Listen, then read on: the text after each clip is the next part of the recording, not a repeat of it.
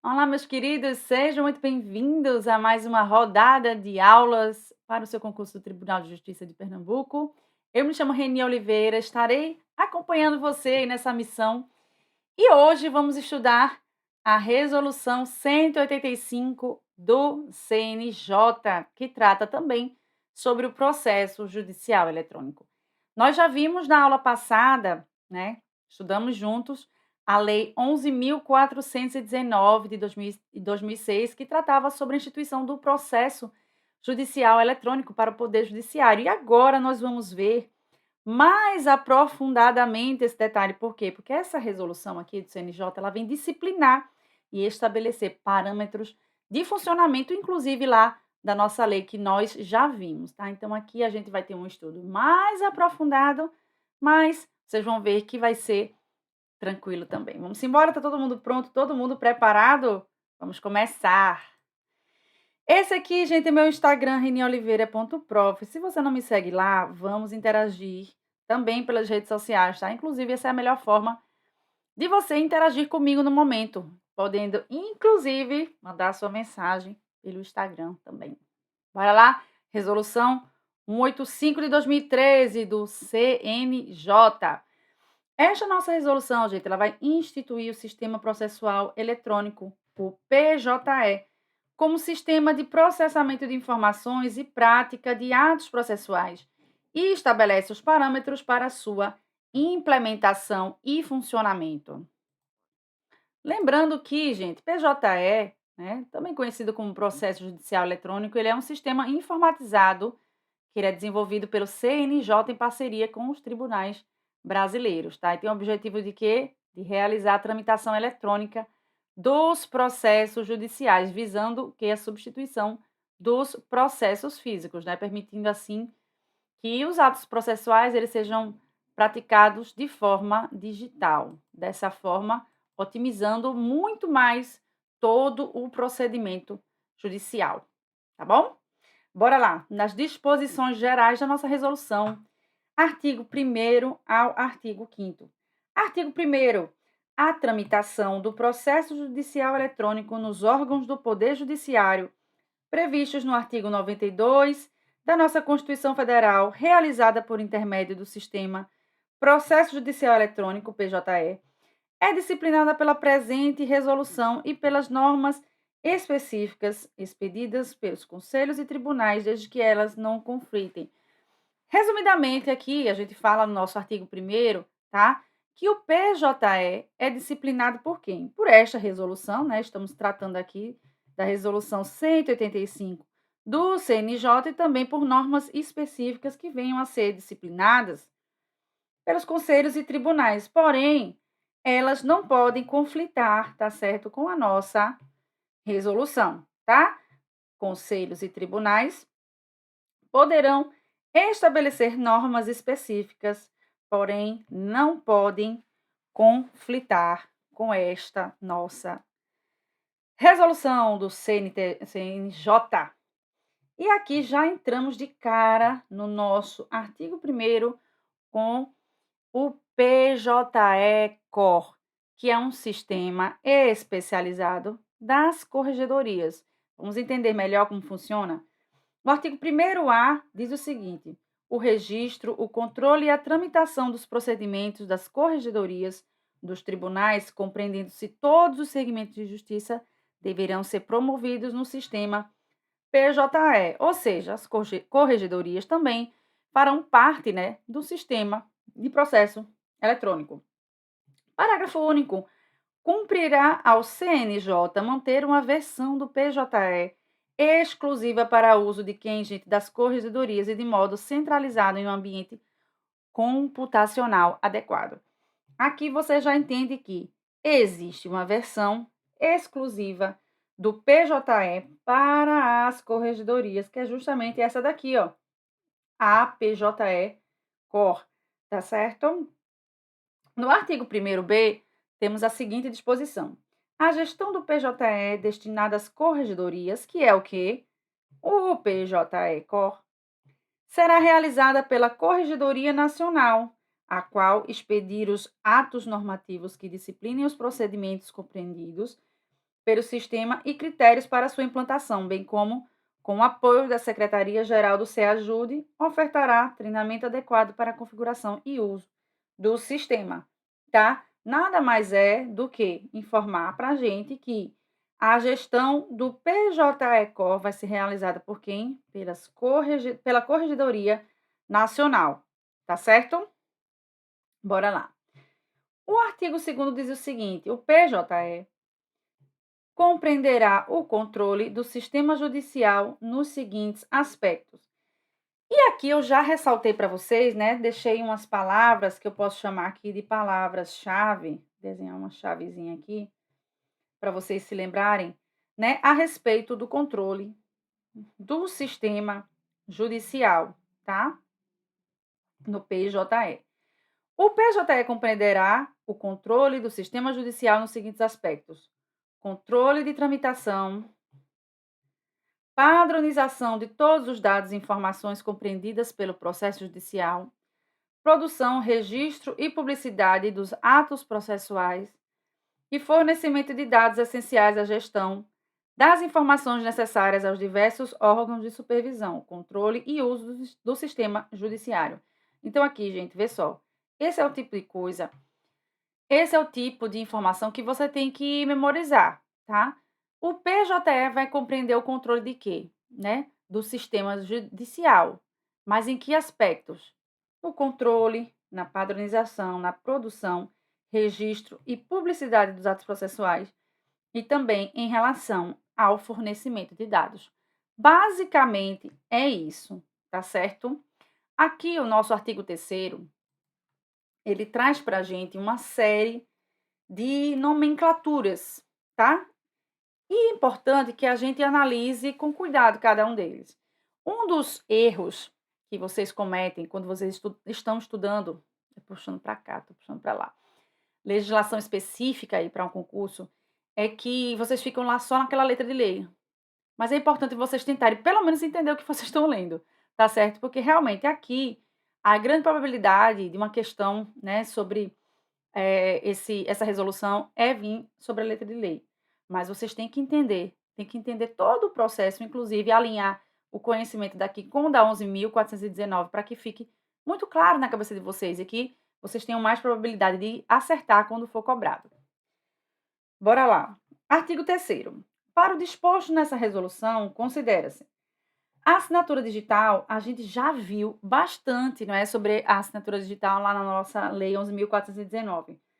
Nada mais é do que um resumo matemático computacionalmente calculado a partir do uso de chave privada e que pode ser verificado com o uso de chave pública, estando o detentor do par de chaves certificado dentro da estrutura de chaves públicas brasileira, ICP-BR, na forma da legislação específica, tá? Gente, isso aqui é um conceito muito técnico sobre o que é uma assinatura digital, tá certo? Vocês têm que lembrar, tá? Basicamente que existe um par de chaves, tá? E você vai ter uma chave privada que pode ser verificada, tá? Por chave pública. Autos do processo eletrônico ou autos digitais. Conjunto de metadatados e documentos eletrônicos correspondentes a todos os atos, termos e informações do processo. Digitalização. Esse aqui é um conceito mais tranquilo da gente entender. Porque digitalização é o processo de reprodução ou conversão de fato ou coisa produzidos ou representados originalmente em meio não digital para formato digital. Aqui, basicamente, é um documento que ele existe originalmente de forma física, tá? E você vai passar ele para a forma digital. Então, portanto, você vai ter aí esse processo chamado digitalização. Documento digitalizado, reprodução digital do documento originalmente físico, que eu acabei de explicar. Documento digital é aquele originalmente produzido em meio digital, tá?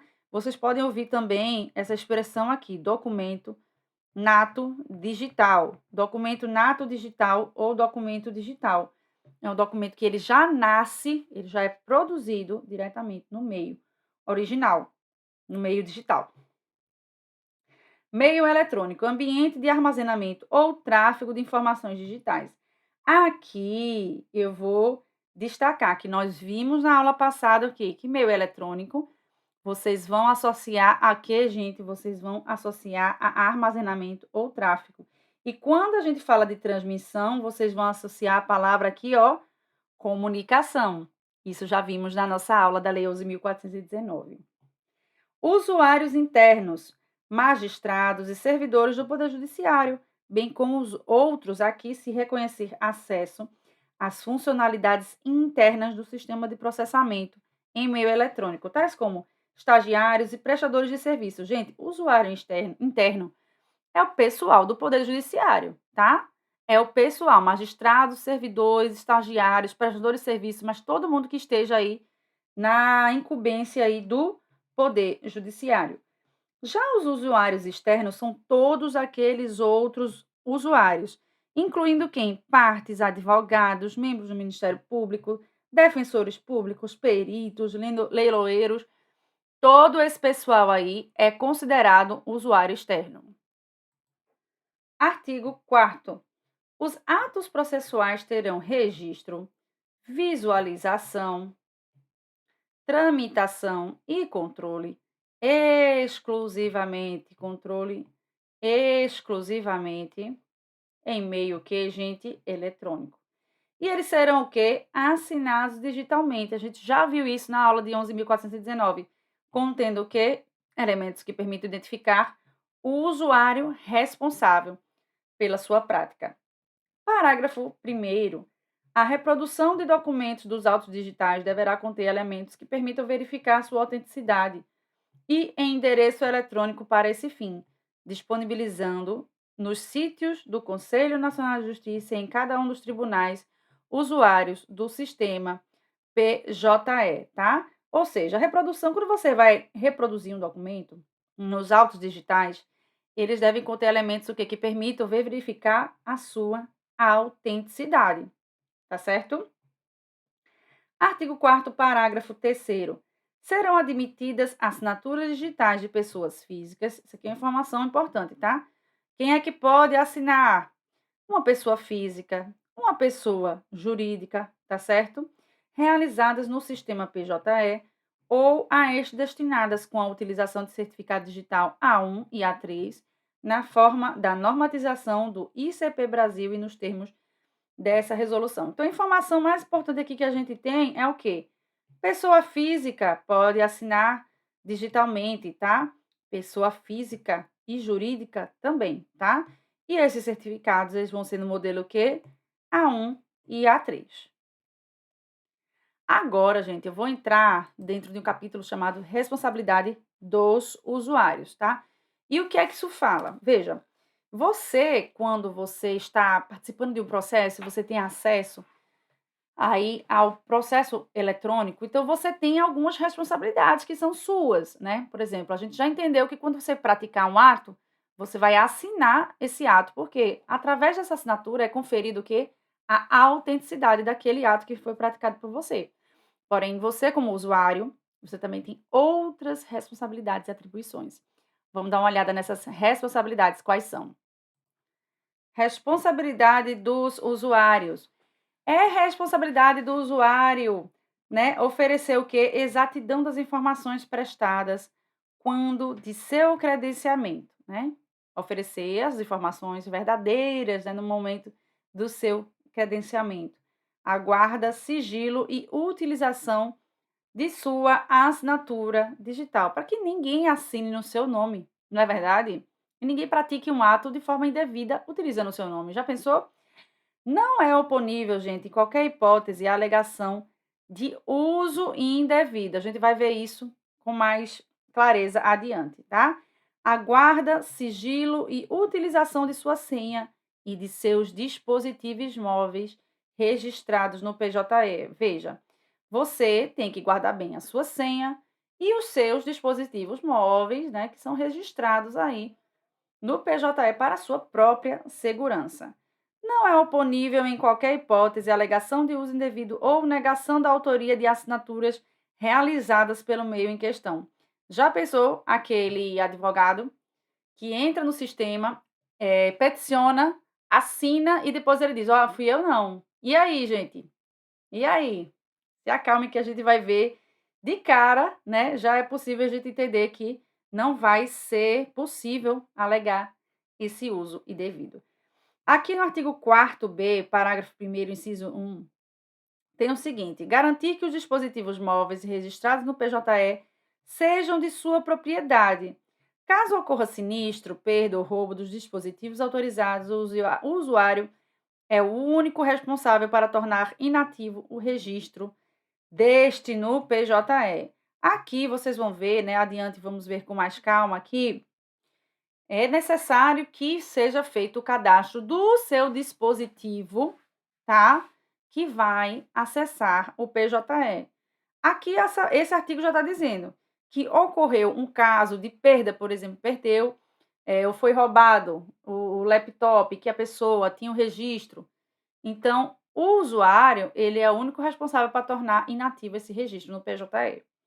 Artigo 4º-B, parágrafo 1, inciso 2. Garantir que o e-mail e senha associados ao seu cadastro no PJE não seja acessado por terceiros, né? Em caso de acessos indevidos, o usuário deverá solicitar as devidas alterações no sistema. É aquela coisa, você vai lá e faz o seu cadastro no PJE. Então, quando você faz esse cadastro, veja, presume-se que apenas você vai utilizar aquele sistema, tá certo?